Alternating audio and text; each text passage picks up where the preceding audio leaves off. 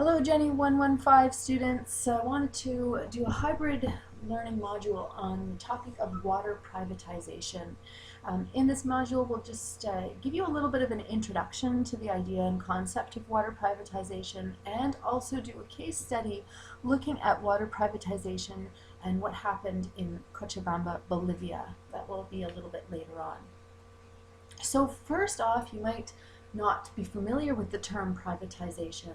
So let's do a little definition. So in privatization, what it is the process of transferring ownership of a business or public service from the public sector, so that would be, for example, from the government, to the private sector. That could be a business that operates for profit or to a private non-profit organization. Now, with that definition in mind, let's look a little closer now to the concept of water privatization. Privatization in general started to become pretty popular in the 1980s. There was a global movement towards the privatization of public enterprises. And changes to public services continued to develop, and the privatization of public infrastructure and services was dubbed as one of the 10 megatrends of the 1990s. In many circumstances, for-profit corporations have taken over the management and ownership of public services. This could be things like healthcare, telecommunications, electric power, education, and water, which is what we're talking about today. All of these public services were previously provided by governments and their affiliated organizations. But in the early 1990s, water was defined as a commodity by multiple multilateral institutions and organizations. And this definition had many repercussions, or sort of outcomes, including the increase in the involvement of transnational corporations and other international institutions in the running of public water services, especially in poorer countries. So when I'm talking about water services, I'm talking about both the cleaning and the delivery system of water from a plant, let's say, or from a well, to the public. In the past few decades, there's been a worldwide increase in the number of private contracts between water companies and government.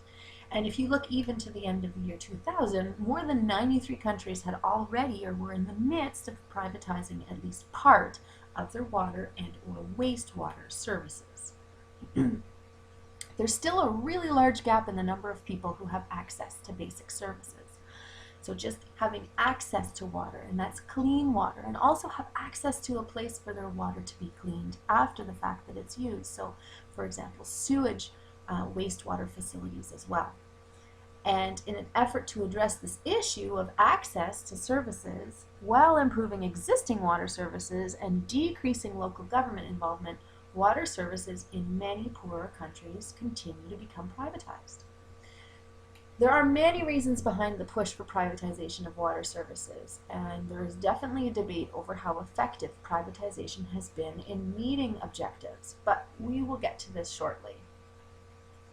I do want to draw your attention to the fact that there are many different types of privatization, and I'll just show you some examples that range from sort of the way that governments can privatize minimally or give over full privatization of, let's say, water. So a minimal privatization contract might involve a corporation coming in. They're contracted to manage water services of a region or a community, and there's an administrative fee associated with this. Something a little bit more extreme would be a public-private partnership where water corporations are generally granted leases by governments to take over the delivery of service, and they carry the cost of operating and maintaining the system. In this case, the private company would collect revenues and they would keep a surplus as profit. And there are examples of this going on in France.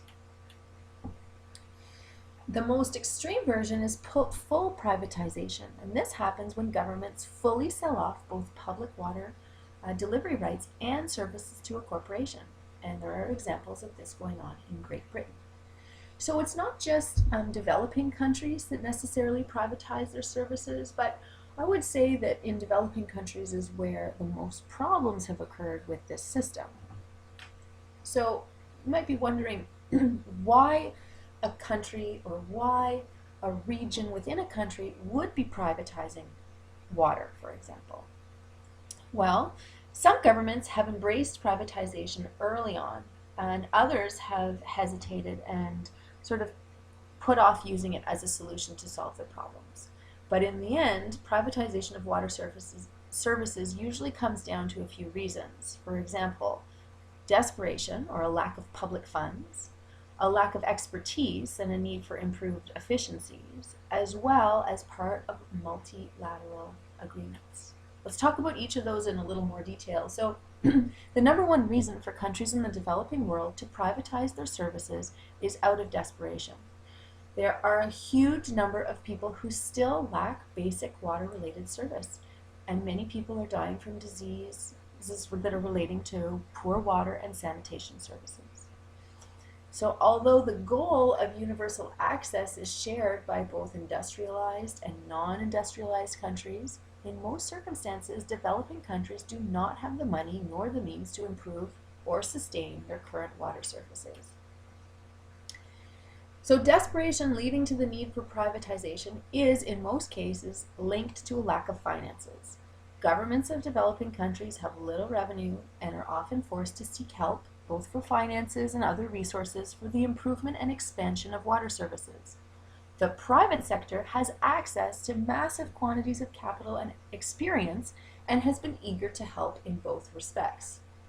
The privatization of water services is also promoted to help governments reduce their need to borrow capital while increasing their access to funds.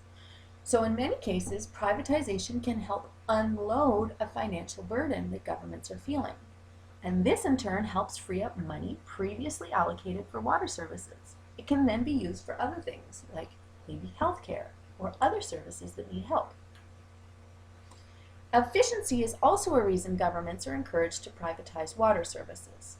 There are many types of efficiency problems that can come from a lack of expertise in the field, lack of motivation or innovation, or outdated practices in infrastructure. So there can be better efficiency provided by huge corporations that specialize all over the world in providing water services.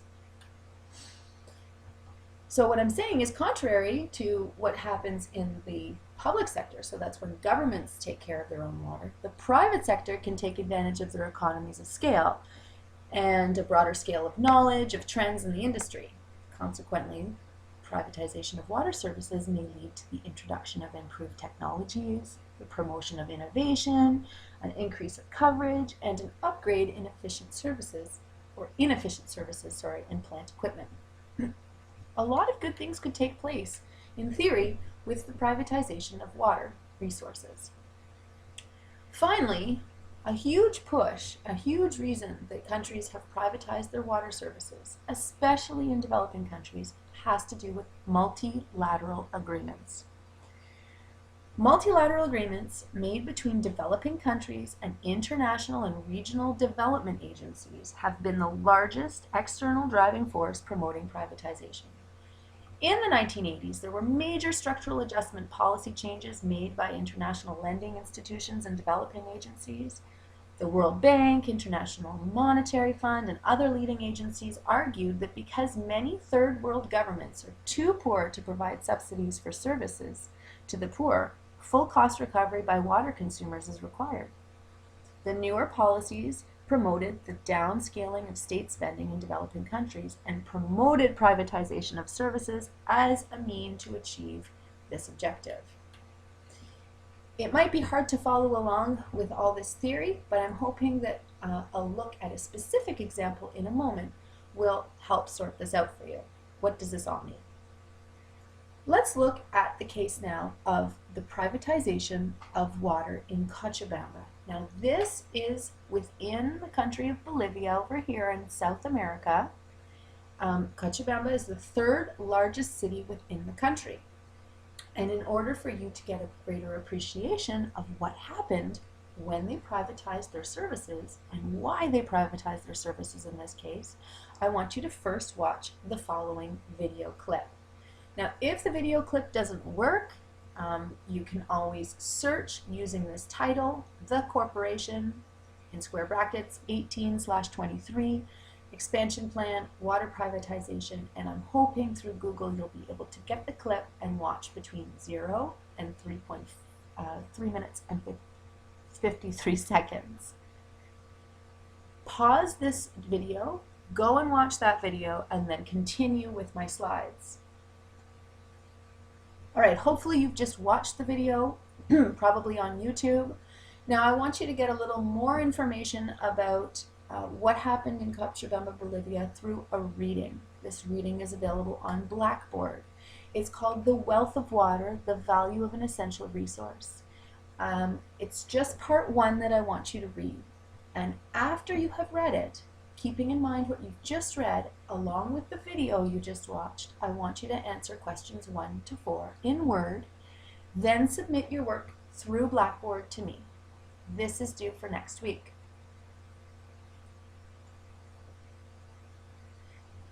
To finish off with this subject, I want you to think about this issue of privatization, because we will be discussing this in a little more detail as a group next week in class. You might find that there's a lot of reasons to criticize water privatization, and a lot of new ideas and solutions are needed to change away from all the problems that privatization has caused. But it's really not easy to solve the issues at hand. So I want you to think about what you've learned and be ready to discuss next week. Thank you very much.